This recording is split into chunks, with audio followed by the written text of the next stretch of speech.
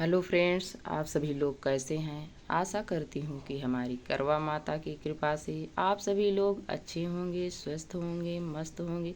तो आज हम आप सभी को करवा चौथ की ढेरों सारी शुभकामनाएं देती हूँ। मित्रों, आज हम आप सभी को यही बताऊंगी कि करवा चौथ 2024 में कब पड़ रहा है, हमें किस दिन व्रत रखना चाहिए और क्या क्या नियम होते हैं, हमें किस रंग की साड़ी पहननी होती है, क्या हम शादी का जोड़ा पहन सकते हैं।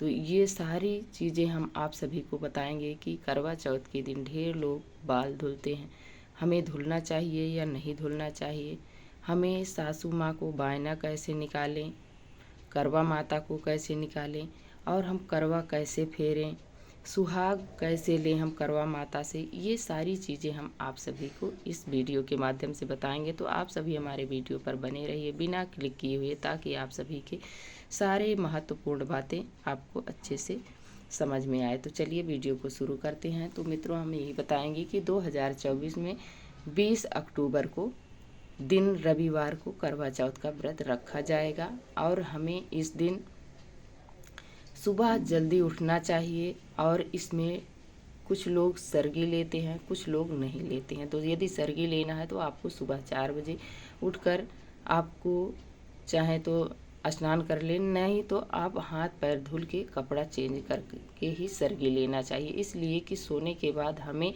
मृतक शरीर माना जाता है, तो हमें नहीं ऐसे सरगी लेना चाहिए। तो हमें उठकर जल्दी से हाथ मुंह पैर धुल के कपड़ा चेंज करके आप सरगी ले सकते हैं। इसके बाद आप चाहें तो आप जगें, अपना भजन कीर्तन करें, इसलिए कि इस समय तो भजन कीर्तन का समय होता है, ब्रह्म मुहूर्त। नहीं, आप सो जाइए, जो आपकी इच्छा हो। इस प्रकार से फिर इसके बाद हमें सुबह उठना है, जल्दी से हमें स्नान करना चाहिए। स्नान करते समय हमें कोई भी व्रत हो तो हमें बाल एक दिन पहले धुलना चाहिए। हमें व्रत के दिन कभी नहीं धुलना चाहिए। शास्त्रों की बात हम बता रहे हैं, ऐसे वैसे नहीं बताते हैं कि हमें बाल उस दिन नहीं धुलना चाहिए। इसके एक दिन पहले चाहे बृहस्पतिवार पड़े या शनिवार पड़े, व्रत में कोई नियम नहीं लिया जाता है, तो हमें एक दिन पहले बाल धुल लेना चाहिए।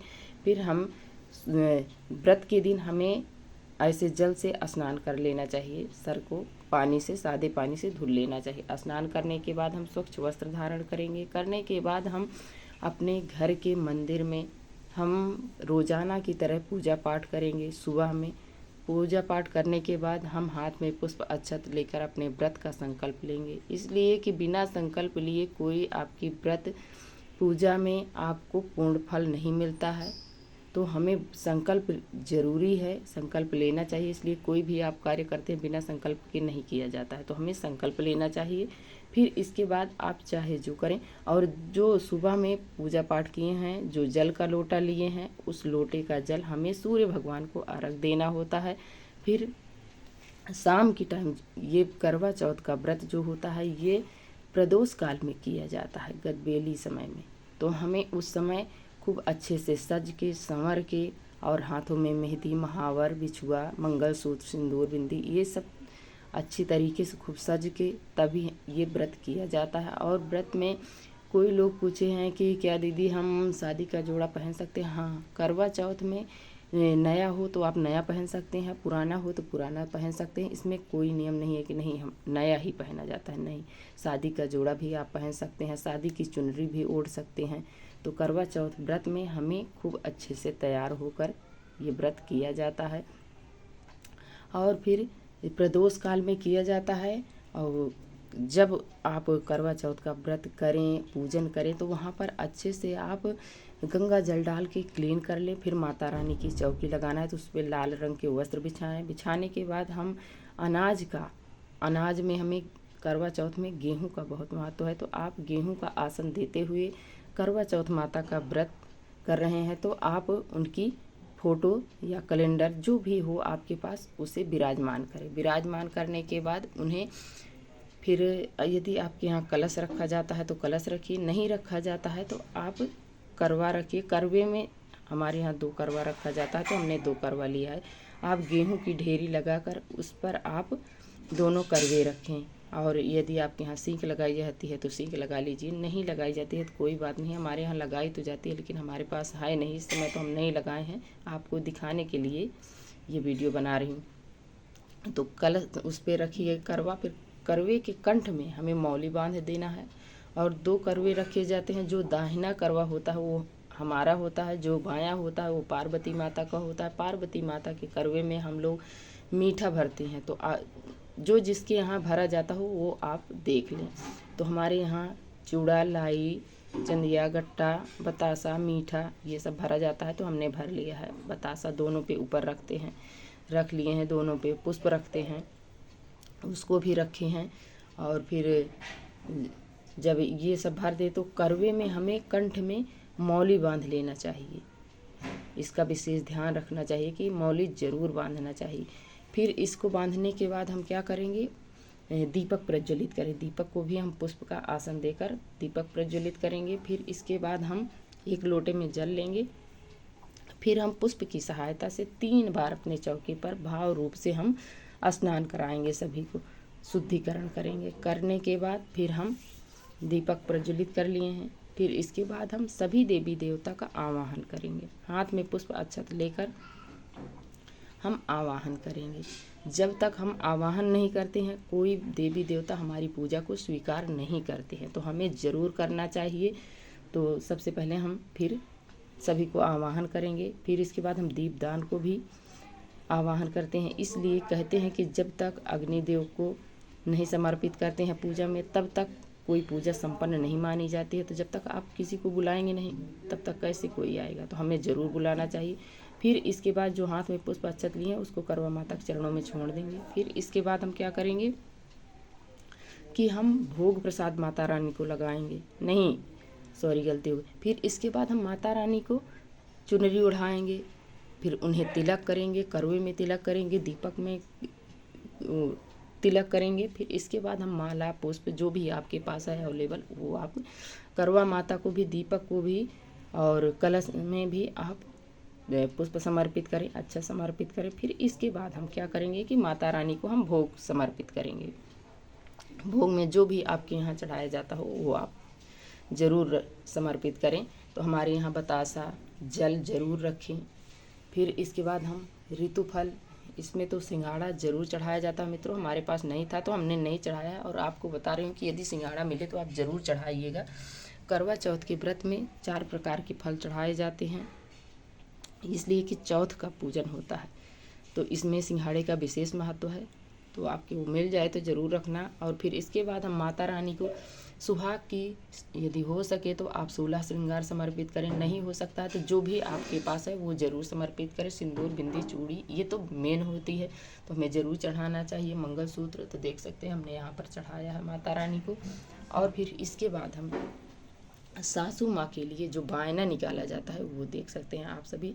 साड़ी, सूट जो आपकी सासू माँ पहनती हूँ, ननद, जेठानी जो पहनती हूँ उनके लिए आप निकाल सकते हैं। तो हमने यहाँ पर साड़ी, सिंदूर, बिंदी, चूड़ी और बाल की रबड़, क्लेचर और क्लिप, कानों का झुमका, पायल ये सब हमने निकाल दिया, आप सभी देख सकते हैं। इसके साथ हम कुछ अनाज भी निकालते हैं, इसलिए कि खाली बायनन नहीं दिया जाता है, तो हमें दान जरूर करना होता है। तो कुछ चीज़ें हम इसमें से ब्राह्मण को दान करते हैं। तो हम सीधा पैसा उनके लिए निकाल कर रख दिए हैं, और इस प्रकार से हम दोनों तरफ निकालते हैं। इसलिए पार्वती माता के लिए निकाले हैं तो उसे हमें ब्राह्मण को ही देना होता है। तो हम दोनों तरफ बराबर पैसे और अनाज निकाली हूँ, देख सकते हैं। इस प्रकार से निकाला जाता है और इसे बायना दिया जाता है। तो किसी किसी के यहाँ उसी समय दे देते हैं, हमारे यहाँ दूसरे दिन दिया जाता है। इसलिए करवा माता का जब हम पूजन कर लेंगे विधि विधान पूर्वक, तो हमें करवा माता को वहीं छोड़ दिया जाता है और दूसरे दिन चौकी उठाई जाती है। सीधा उधर जो भी है वो दूसरे दिन दिया जाता है। तो इस प्रकार से करते हैं। और फिर इसके बाद हम आप सभी को बताएंगे कि जब हम पूजा कर लेते हैं माता रानी की, करवा माता की, तो हम धूप दीप दिखाते हैं, उनकी आरती करते। आरती आपको करवा माता की नहीं आती है, सबसे पहले गणेश भगवान की आरती करेंगे। गणेश भगवान के बाद भगवान भोलेनाथ की करेंगे, इसलिए कि भगवान भोलेनाथ पूरे परिवार की पूजा की जाती है। सबसे पहले इस व्रत को कौन किया है ये भी मैं आपको बताऊंगी। सबसे पहले इस व्रत को माता पार्वती ने किया है, तो इसलिए माँ पार्वती ने भगवान भोलेनाथ की लंबी आयु के लिए ये व्रत रखा है, उनके अच्छे स्वास्थ्य के लिए। तो हमें भी इसी प्रकार से रखना चाहिए और अपने पति की लंबी आयु के लिए, अच्छे स्वास्थ्य के लिए, घर में सुख शांति तथा समृद्धि के लिए ये व्रत किया जाता है।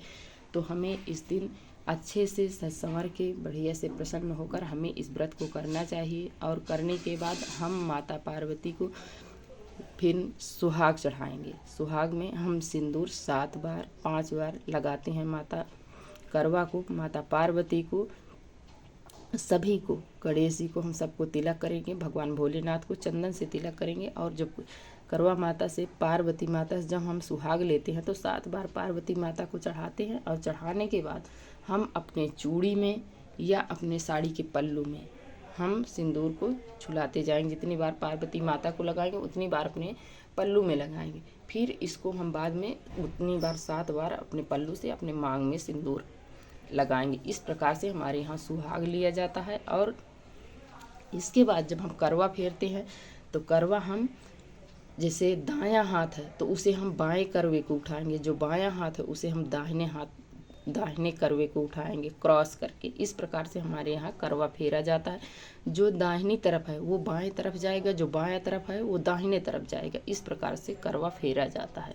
तो आप सभी को ये भी बता दूं और कलर आपको बता दूं किस प्रकार की, किस रंग की हमें साड़ी पहनना चाहिए। तो कोई भी पूजा पाठ हो उसमें हमें लाल या पीले रंग का वस्त्र धारण करना चाहिए। काली, नीली, सफ़ेद तो बिल्कुल हमें कोई पूजा में नहीं पहनना चाहिए। इसका हमें विशेष ध्यान रखना चाहिए, इसलिए कि इस व्रत को देवी भी करती हैं जो कि पार्वती माता हैं, जगत जननी का स्वरूप है। जगत जननी जगदम्बा मैया ही हैं। इसलिए कि माँ तो एक ही होती हैं, उनके अलग अलग रूप होते हैं। तो उनको जब लाल रंग की, पीले रंग की चुनरी पहनाई जाती है, आप कभी भी नहीं देखेंगे नीली, काली, सफ़ेद पहनाई जाती है। तो हमें इस प्रकार से लाल कलर का शुभ माना जाता है, लाल पीला वस्त्र। तो हमें इसी प्रकार की साड़ियाँ पहननी चाहिए। और फिर हम अपने व्रत को अच्छे से संपूर्ण करें। और फिर पूजा पाठ करने के बाद, धूप दीप दिखाने के बाद हमें हाथ जोड़कर माता रानी से क्षमा याचना करनी चाहिए कि हे माँ, जो भी मुझसे त्रुटियाँ हुई हों, गलतियाँ हुई हों, उसे आप क्षमा करना। मेरे पूजा व्रत को निर्विघ्न पूर्ण आप इसको पूर्ण करना। इस प्रकार से बोला जाता है। फिर हम पूजा करने के बाद जो हम लोटे में जल लिए हैं उसमें पुष्प डालें, अनाज डालें और इसमें कच्चा दूध डालें। डालकर हम जब पूजा पाठ कर लेंगे तो इसी लोटे से हम जाकर चंद्रमा माता की थाल में आप अक्षत, पुष्प, कुमकुम ये सब ले लीजिए, धूप दीप ले लीजिए। चंद्रमा माता को आप धूप दीप दिखाइए, उनकी आरती उतारिए। उतारने के बाद हम जो लोटे में जल लिए रहते हैं इसको अर्घ देते हैं चंद्रमा माता को। चंद्रमा माता को अर्घ देकर फिर हम पति पूजन करते हैं। अपने अच्छे से चौकी पर पति को बिठाल कर उनका सर ढक कर उन्हें तिलक करना चाहिए, उनकी आरती उतारना चाहिए। फिर उन्हें मीठा खिलाएं, फिर वो आपको खिलाएंगे, फिर खिलाकर आपको जल पिलाएंगे। आपका व्रत फिर पूर्ण माना जाएगा। आपका व्रत तभी पारण करते हैं हम लोग। फिर आप भी, आपके यहाँ जैसे रीति रिवाज हो उस प्रकार से आप कर लीजिए। इस प्रकार हमारे यहाँ व्रत संपन्न माना जाता है।